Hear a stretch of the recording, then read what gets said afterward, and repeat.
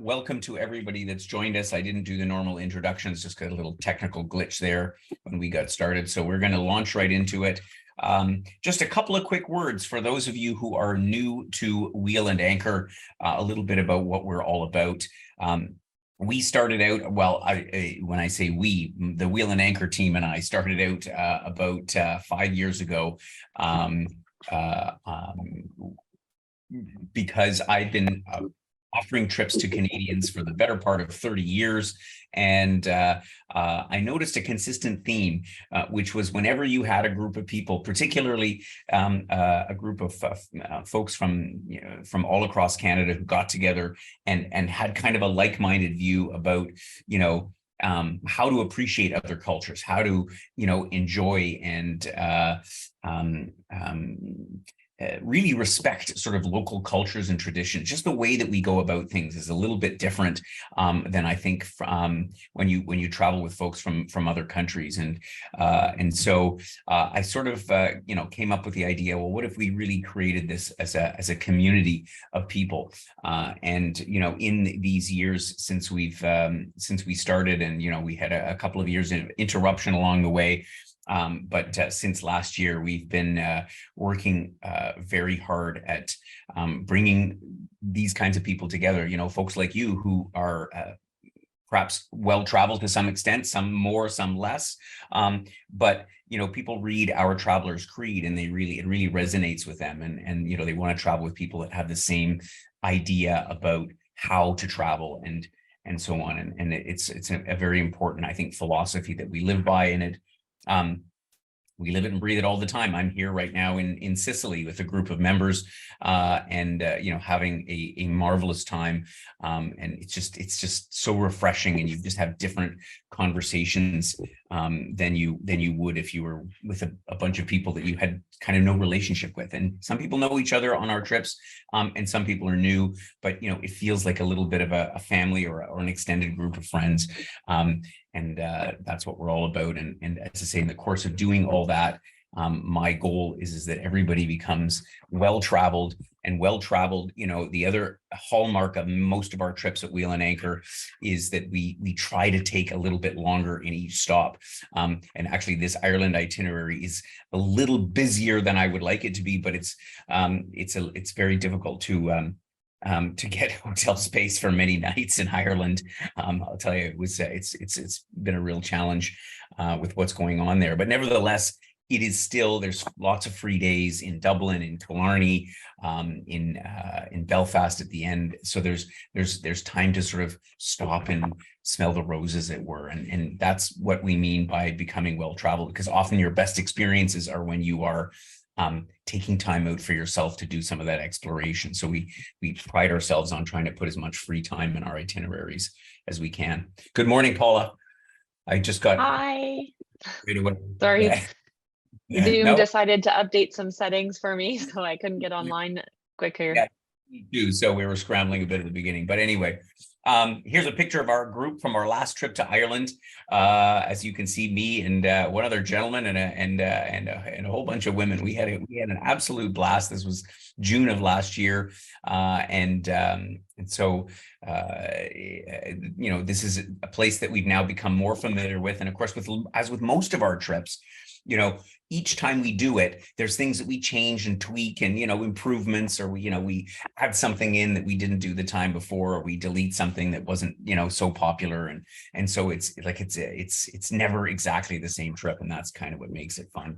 So anyway, let's get started in here. And first of all, by way of introduction, and I think many of you on the webinar will know us already. My name is Gordon. I'm the founder of Wheel and Anchor, and we are a family and a team here. I'm joined today by Paula, one of our top trip specialists, been around with us since almost the beginning, and Barb Colmegis as well.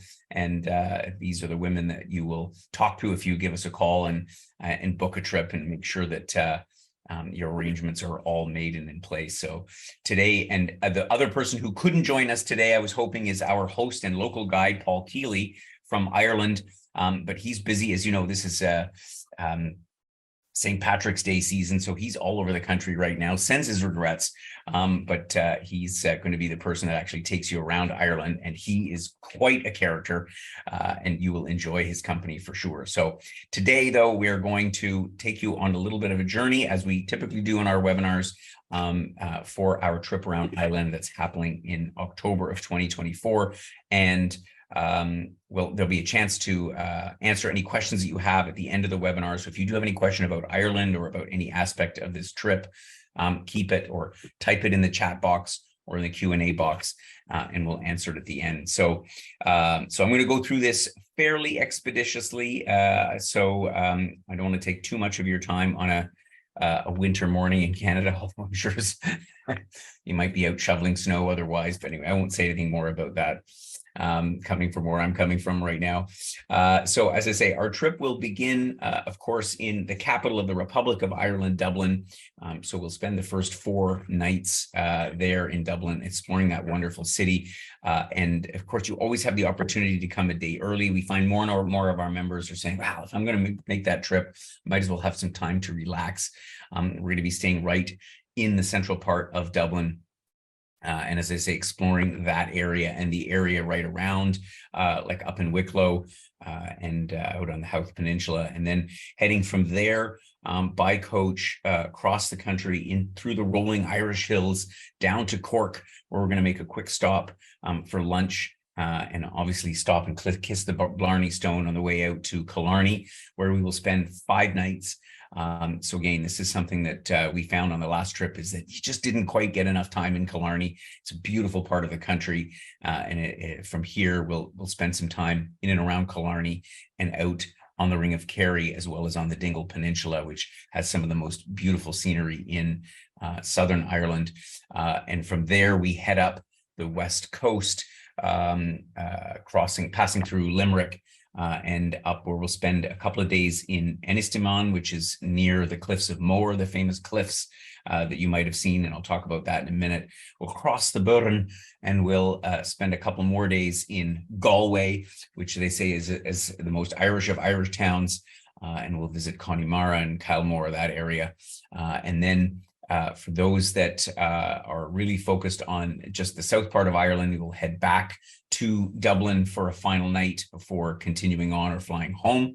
And then we have an extension program that's going to take in Northern Ireland, or I should say the northern part of the Republic of Ireland, as well as Northern Ireland. So we'll go again overland by coach up to Donegal, which is up here in the northwestern part of the country, and spend a couple of days up in here. We'll pass through Derry, which is of course in Northern Ireland, so we'll cross over and then via the Giant's Causeway and then down into Belfast for a couple of days. So we'll get a sense of what that is all about. And of course, you hear a lot about the history of Northern Ireland, the Republic of Ireland. So let me touch on now the highlights of our trip that we're going to see again in October. So we'll fly in on the 1st of October. Obviously, the beautiful thing about Ireland is that there's lots of direct flights from Canada, particularly Toronto, but I think as well from other cities in Canada. And as I say, once we arrive in, if you haven't, and I know some of our members, may have gone to Ireland 20, 30 years ago, and the place has changed dramatically in the sense that Ireland was for a number of years, ending in the early 2000s, or the mid 2000s, I guess, became the Celtic Tiger of Europe. As you know, Ireland has gone through huge ups and downs over the years, over the decades, but it is now a very vibrant, modern city, in addition to, of course, retaining all of that classic charm that you have in the very old part of town. And so this is what I really, because when I went to Dublin this past year, with the group, I hadn't been in probably 10 years or more, and I couldn't believe the changes, positive changes. And so it's quite an exciting place to visit. We'll spend the first couple of days, as I say, visiting around with our guide, Paul, and he's going to take us to the classic places that you have to see. St. Stephen's Green, of course, with Trinity College in the middle, a massive park right in the middle of of Dublin, and a stone's throw from the Temple Bar area, which is where we're going to be staying. This is the area of Dublin that's full of pubs and bars and live music and entertainment and restaurants, and it's a very, very lively part. And it kind of makes Dublin what it is that part of the city. So you'll have time there to also, as they go out and for a pint or two, or maybe several over the few days that we'll be there. We're also going to head out and explore a little bit of the surrounding countryside out in County Wicklow, which is to the south of Dublin. And in particular, we'll be visiting one spot called the Powerscourt Estate, which is known to have one of the most beautiful botanic gardens anywhere in the world. And still in early October, we'll still have the benefit a lot of the blooms that will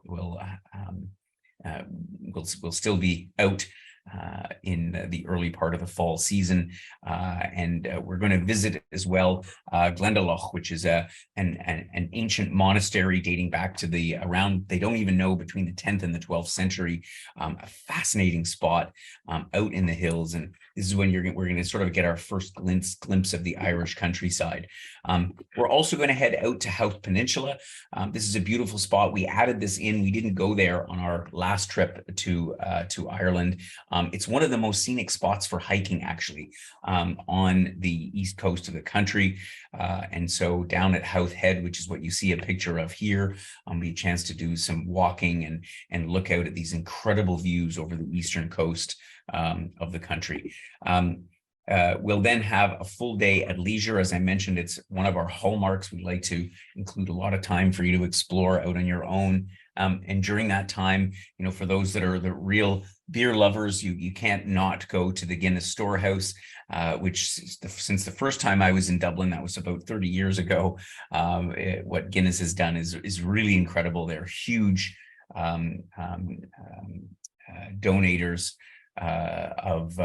donors, I should say, of various monuments and historical places around Dublin.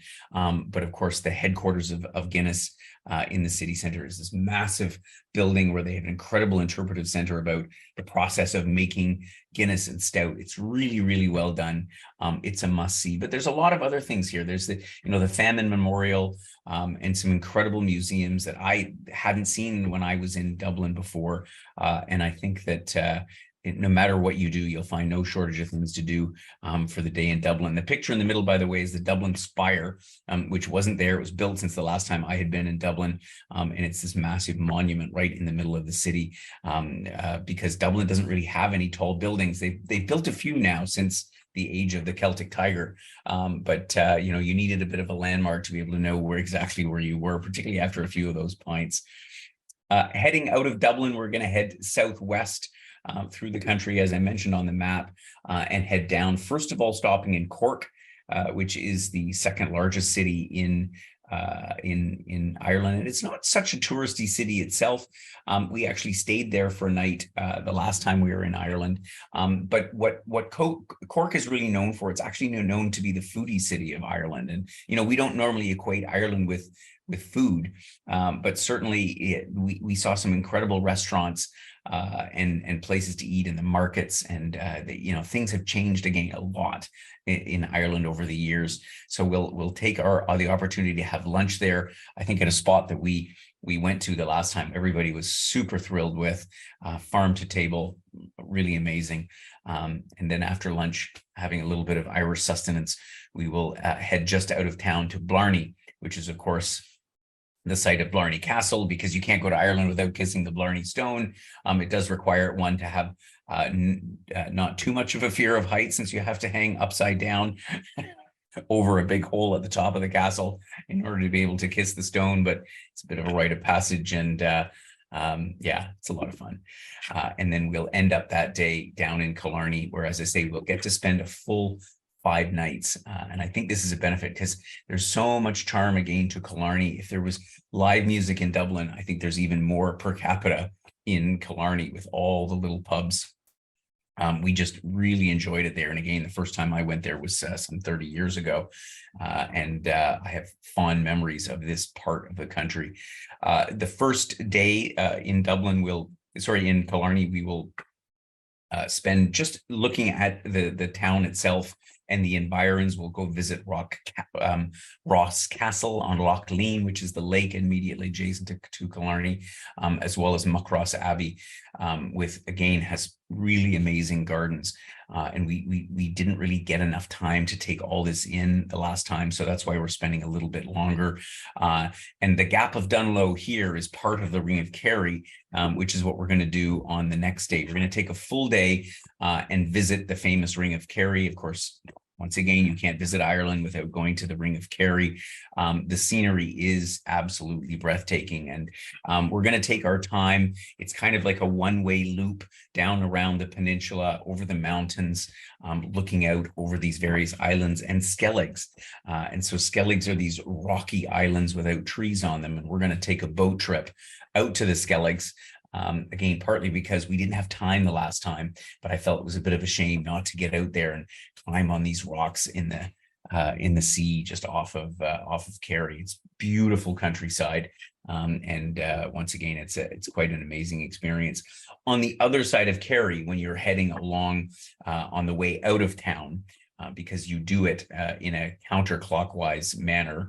If you're traveling in anything larger than a car, they even recommend cars to go counterclockwise because the roads are so narrow at some points. There's no way that two vans could pass each other. They do, but it's pretty amazing. But you look up to the north and you see the Dingle Peninsula, which again is another reason to spend a little bit longer in this area, because Dingle is, in my eyes, just as beautiful, very different than Kerry.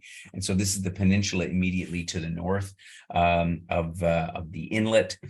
And out here, we'll travel up, visiting Inch Beach, which is this huge, long stretch of beach, and continuing along to the edge of the Dingle Peninsula, a mountain range called Slieve Mish. And again, we'll look out to the Skellig Islands, and the scenery of coastal Ireland is absolutely amazing, no matter where you go, but particularly here in the southwestern part.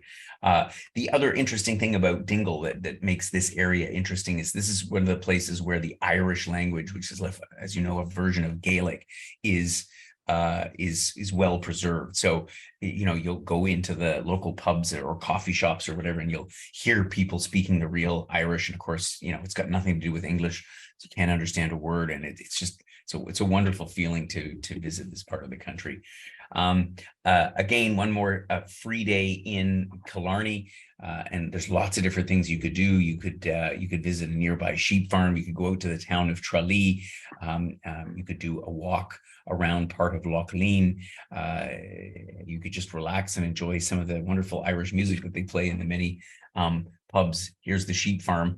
Of course, there's perhaps as many sheep or more sheep in Ireland than there are people. You'll see them everywhere, and there's lots of stories around that. We'll actually see a sheep shearing on one of our trips up to further up the coast. So as I say, we're going to head then from Killarney, then up the west coast, passing through Limerick, and heading into Clare County, where we will stop at the Cliffs of Moher. The picture does it more justice than any words can. So we'll visit the interpretation center and be able to walk along a good chunk of the cliffs, looking out at the Aran Islands that we're also going to visit. And we're going to stay in a small Irish town called Ennistimon, because again, I think it's nice to get away from the usual tourist places. I mean, of course, in Ireland, everything is a tourist place these days, but the smaller towns just have so much charm, and that's where you get to really go into the pubs and meet the locals, and you're more likely to have sort of an interaction with some real Irish folk that makes it a lot of fun. From here, part of the reason we're staying out here is that we can visit the Aran Islands quite easily. The ferry departs from nearby Lahinch and goes out to the Aran Islands. We had it as an optional trip last time, but having visited it, it was just amazing because the landscape is so stark. You see, when you look out from the Cliffs of Moher, you see these flat, huge islands. There's not a single tree, I think, on any of them. We'll visit Inishmore, the largest one of the Aran Islands, and walk up at the top of the mountain that you see in the back picture here. There's an ancient stone settlement, a fort, if you will, that sits right at the top of the cliffs. No fences, drops straight down into the sea. I don't know how many 100 feet, but it's a great spot. So we'll spend the day out there having lunch, and then return in the afternoon back to Ennistimon. And then the next day, we'll continue our journey up the west coast through the so-called Burn, which is this, how do I describe it? This hilly, rocky landscape that is just, it's very different than anything that you've seen. And, you know, Ireland, obviously the Emerald Isle is so green everywhere. And then mixed in with these rocks and these different formations, it's really quite interesting because it's landscape like you don't see in many other places, and that's, I think, what makes Ireland so unique.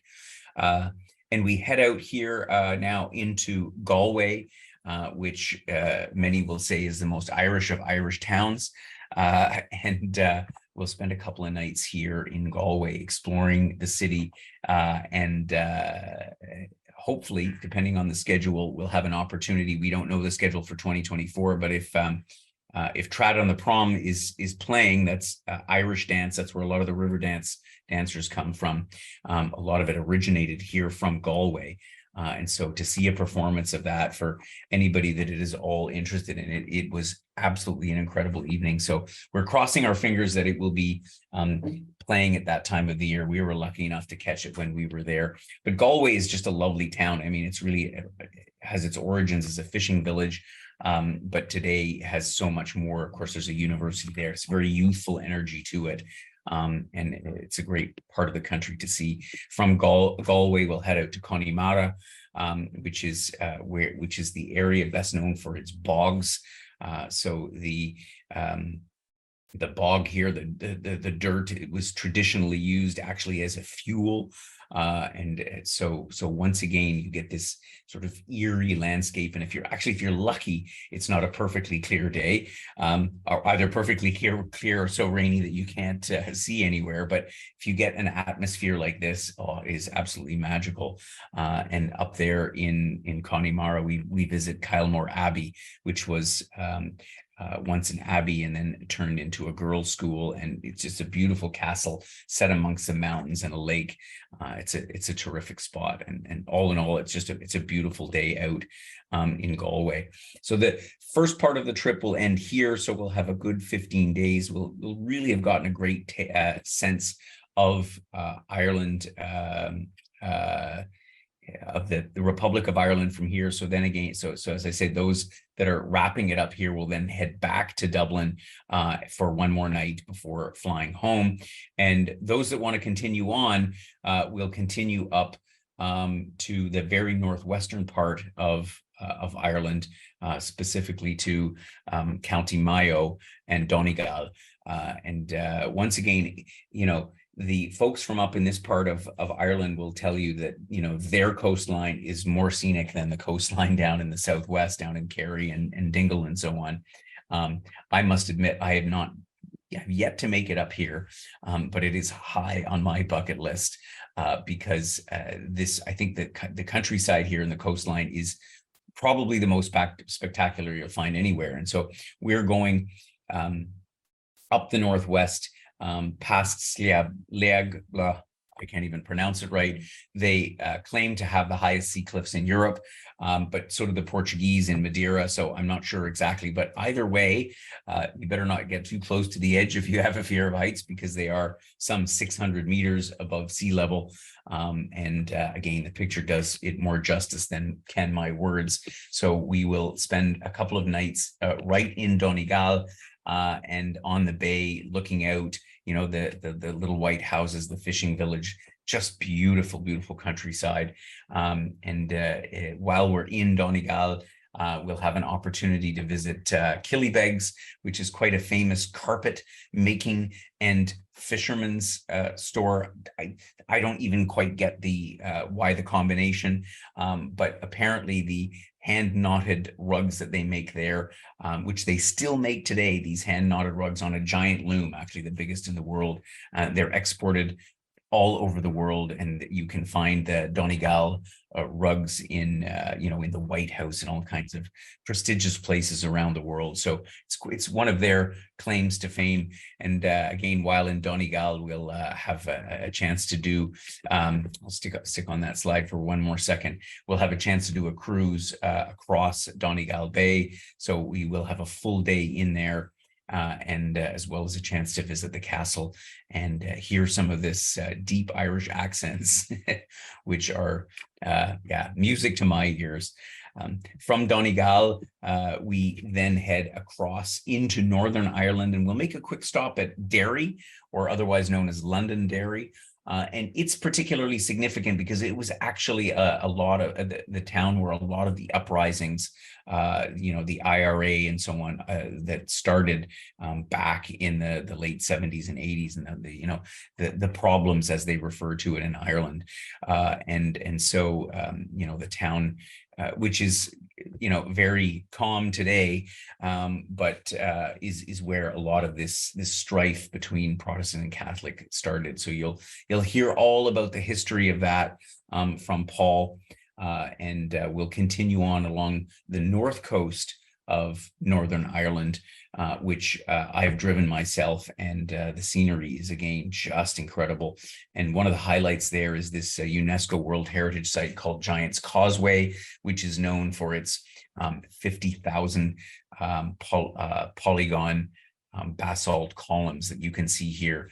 The picture doesn't even really do it justice, because you walk down to the beach into this very strange formation, and you think, who could have created, or how did this come into existence? And of course, the legend there has it that Fionn McCool, the famous giant from Northern Ireland, is the one that created these as a stepping stone to Scotland.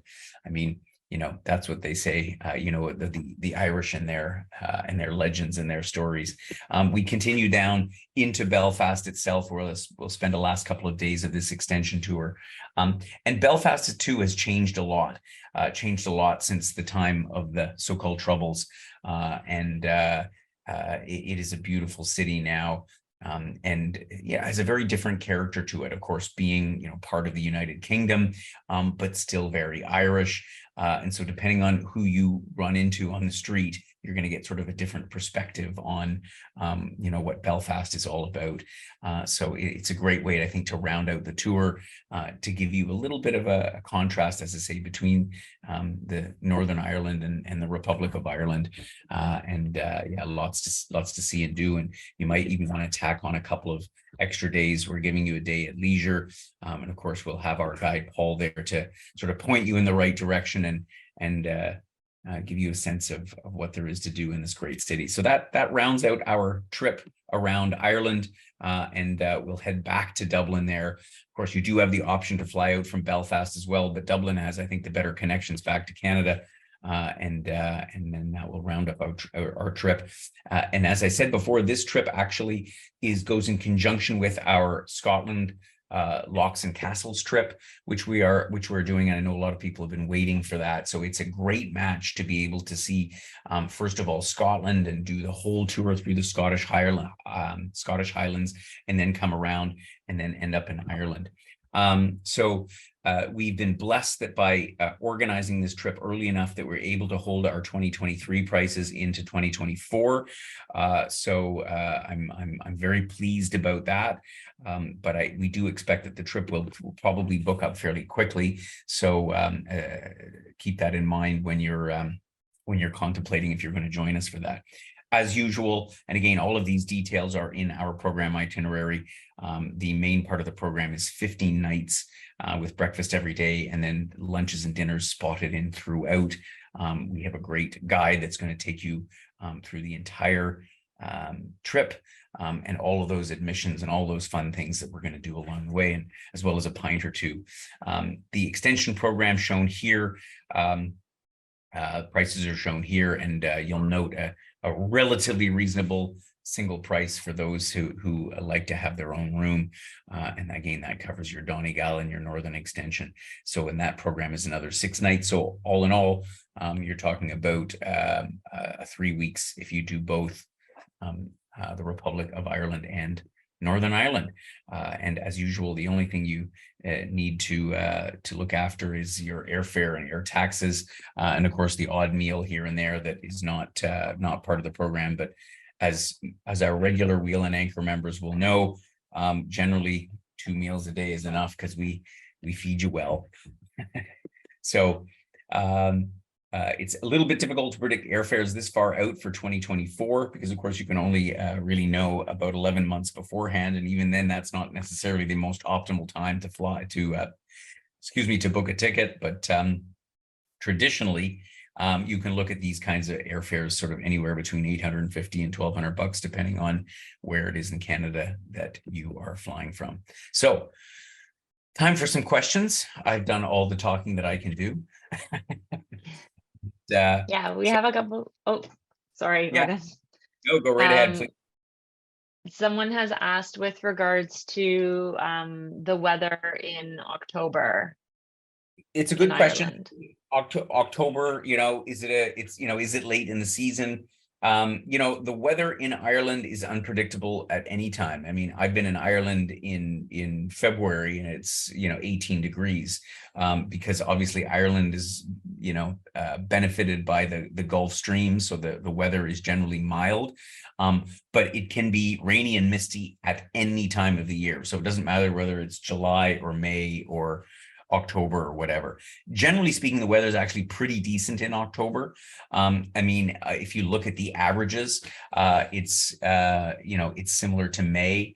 So it's going to be cooler for sure on average than it is in, let's say, July and August. But it's also going to be a little bit less busy. I think that, and I was talking to Paul about it. He said October is a great month to come, because you're just at the very tail end of the season, and you're going to need a jacket in Ireland at any time. So a jacket and umbrella is a must. Perfect. I haven't had any other questions pop in, so if anyone does have something, you can put it in the chat box or the Q&A. Otherwise, they can reach out to us. I know many have been waiting on this and reviewing what the current year's itinerary is in anticipation to combine it with their Scotland trip with us in 2024, which is great. So. Yeah, exactly. So that's obviously the why we wanted to get this out in a hurry, because we know that we had a lot of folks that are interested in joining us for both trips, which I can well understand because they go so well together. Good. If you do have any questions that you were not answered during the webinar, please drop us an email. We will get right back to you on those.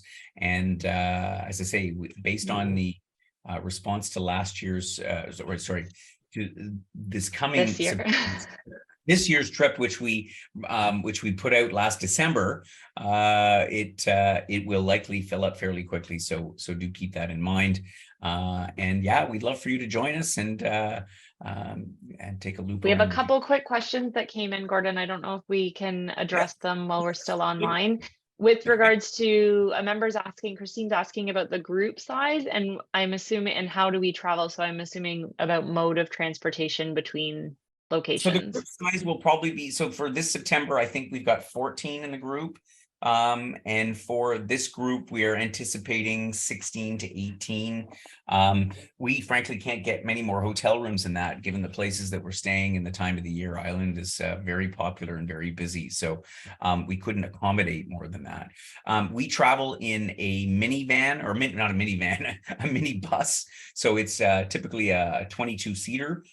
So that there's a little bit of extra space, but at the same time, it's the size of a vehicle that is able us to be a little bit nimble. I don't really like the highway coaches, but yeah, that's what we'll have for our travels. Perfect. Anything else? Thank you very much. Not that's popped in now. So yeah, members know where to reach Barb and I. You certainly do. So we look forward to hearing from you. Thank you for joining us today. And as usual, a replay of this webinar will be sent to you. So you'll find it in your inbox in the next 24 hours, together with a copy of the program itinerary. Thank you for taking time. Oh, and next week's webinar is, do you know offhand? Anyway, just look in the 29th. newsletter. I can't remember off the top of my head either. So Yeah. We have so many scheduled coming up. One yes, a week right now up until middle of April we've scheduled. I forget which one specifically is next week. Might be Sicily. yes, actually it is Sicily because I'm in Sicily. So next week, join us for Oh. Sicily. If you're interested in our live away, thank you for reminding me. If you're interested in our live away program to Sicily, which is where I'm sitting right now, we've had a marvelous month here, well, 3 weeks so far. And so if you're thinking about that for next year, join us next week. Take care. Have yourselves a great afternoon.